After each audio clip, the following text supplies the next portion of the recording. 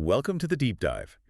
Today, our mission is to take a single act of resistance, a 2-week hunger strike, and really use it as a lens to look at this massive ongoing crisis in the Alabama prison system. Yeah, and this crisis involves everything. We're talking about allegations of abuse, major constitutional violations, and just systemic failures that are costing taxpayers millions and millions of dollars. So the action itself, it centers on one person. Yeah. Kenneth Swift Justice Traywick.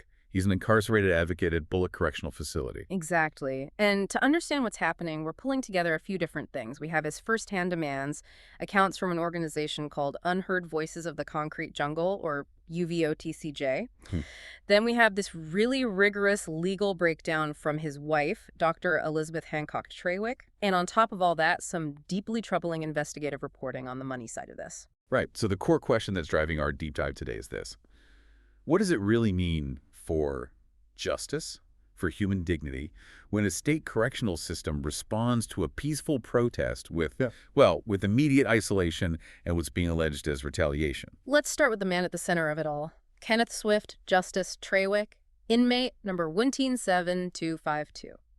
And he isn't just an inmate. He's a really key voice for the Free Alabama movement and for UVOTCJ. Which is a grassroots group, right? Trying to give a platform to incarcerated people. That's it.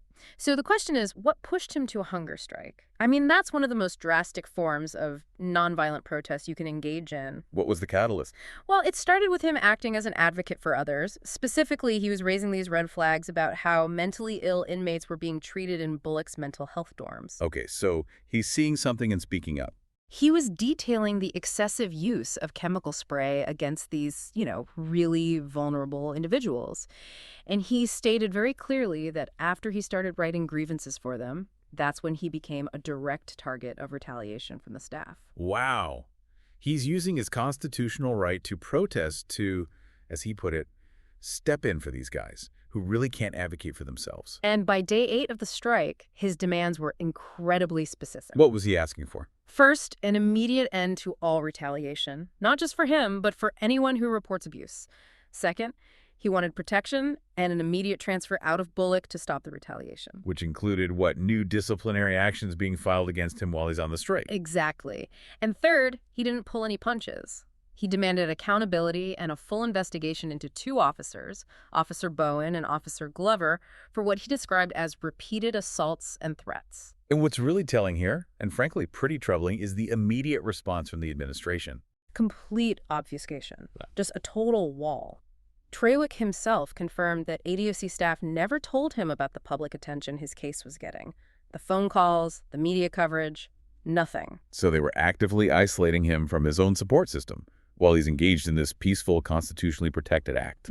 And this pattern of just ignoring accountability, it's not just a management failure, it's a huge financial liability. Which brings us to the second, more systemic part of this deep dive, the massive cost of this misconduct that, you, the taxpayer, are paying for. The numbers are they're shocking. Investigative reporting shows that since 2020, Alabama taxpayers have shelled out $57 million. $57 million. That money went to defending lawsuits against ADOC officers and settling these huge class action cases against the department. It's a quantifiable price tag for this culture of violence. Let's put that into perspective for a second. Between 2020 and 2024, ADOC settled 94 lawsuits for excessive force. And their claims from the state's General Liability Trust Fund, the GLTF, hit $17.4 million. Which is basically the state's internal insurance policy. Right. And ADOC's claims are higher than any other state department. They are the single biggest liability risk the state carries. So predictably, their premiums have tripled since 2015. The details in these settlements, they paint a really horrific picture of just routine brutality. It's awful. You look at the court records. One man had 2 broken arms from a staff assault, another person at Ventress. His jaw was broken in 2 places by an officer who hit him while he was handcuffed. That was a $90,000 settlement. And that incident at Staten in 2018 is, it's just hard to even process. Yeah, a man was beaten with batons. He was kicked, resulting in bleeding in his brain, multiple fractures.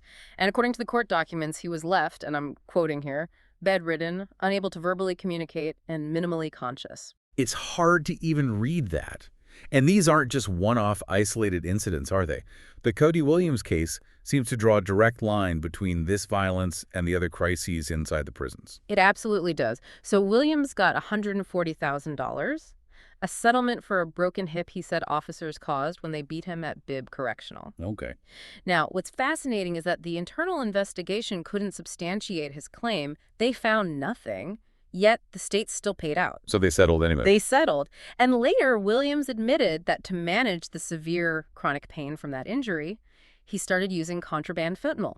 Wow. So there it is, a direct link from state-sponsored violence and a failure of accountability straight to the internal drug crisis. It's a perfect, tragic example, which then raises the question of accountability for the officers themselves. Right. I mean, one of the officers named in that Williams suit, Sergeant Akeem Edmonds, he was a defendant in a half-dozen excessive force lawsuits. And those lawsuits cost the state over $198,000 in settlements. So what happened to him?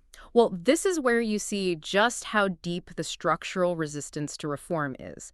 The former ADOC commissioner, Jeff Dunn, actually tried to demote and then fire Edmonds. Twice. Okay, so the head of the department tried to take action. But both times, Edmonds appealed to the state personnel board, and both times he won. The attempts were blocked. Wait, hold on. So even the commissioner, the top person in the entire department, couldn't get rid of an officer tied to almost $200,000 in settlements for excessive force. That's precisely right. And it tells you the problem isn't just a few rogue officers. It's a systemic failure where the very mechanisms designed for oversight are, in practice, protecting a culture of impunity. No matter the cost, human or financial. Exactly. And that brings us back to Mr. Traywick. That lack of accountability is what sparked his strike in the first place. And the alleged retaliation against him opens up this whole other constitutional crisis. This is where the letter from his wife, Dr. Elizabeth Hancock Traywick, becomes so important. Her perspective is critical. She has a PhD in counselor education, and she used to be a juvenile corrections administrator. So she has both the academic and the real-world administrative expertise. And her letter lays out some specific constitutional violations against her husband while he was in restrictive housing? Yes, and the core of it is this new digital-only mail policy in ADOC. When Traywick was put in isolation, they took away his writing materials. He was also denied access to the tablet and the law library. So if he can't write physical letters and he has no pen or paper to submit the digital request to use the tablet or the law library, he was effectively in total isolation. Total isolation, cut off from the courts, from his family. And her argument is that this violates clearly established federal law. Which laws specifically? Well, first, the right of access to the courts, which was established in a case called Bounds v. Smith. It says the state has to provide the tools necessary, like a law library or writing material. And the other? The First Amendment right against retaliation. The timing of all this, his advocacy, then immediate isolation and new charges, is argued to be a textbook violation under cases like Farrow v. West. She also brings up the initial excessive force claim, the chemical spray. Right, that he was sprayed from behind without any warning or threat. UVOTCJ argues that meets the Eighth Amendment standard for excessive force, citing the Supreme Court case Hudson v. McMillian. And the Eighth Amendment claims go even further, right? Yeah. To the actual living conditions. They do. The letter details inhumane conditions in Bullock's mental health dorms, inmates forced to eat and sleep in the same space without proper cleaning supplies, which leads to, food residue, pests, infestations. It's just a completely unsanitary environment. An environment that courts, like in Kelly v. Hicks, have specifically called unconstitutional. And maybe the most shocking allegation is about the denial of just basic human dignity. The source material says officers would command people to stop urinating during count procedures. Which is.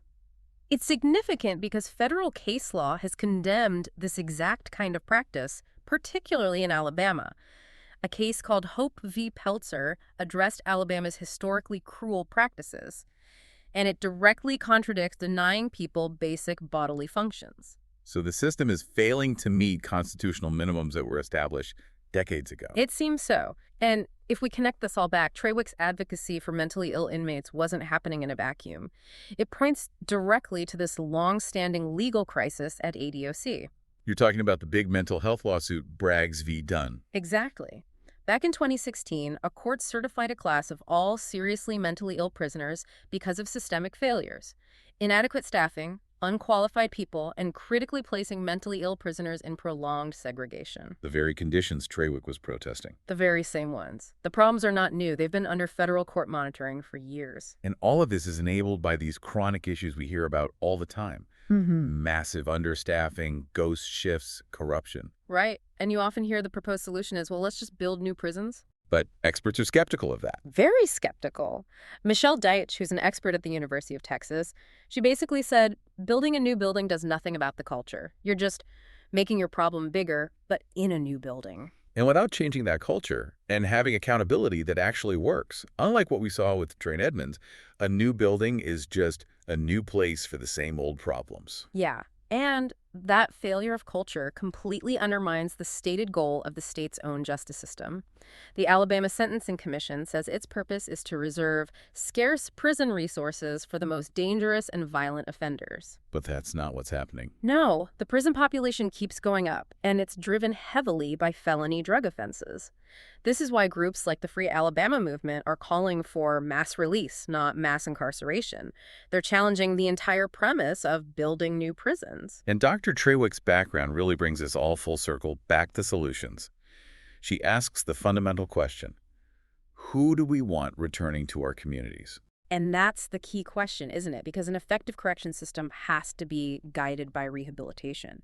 It needs evidence-based programs, parenting, anger management, CBT, life skills, trade skills, things ADOC just largely fails to provide beyond a basic GED. And without that, the cycle just continues. Incarceration, violence, and then recidivism, which is often made worse by the trauma inflicted by the state itself, like we saw with Cody Williams.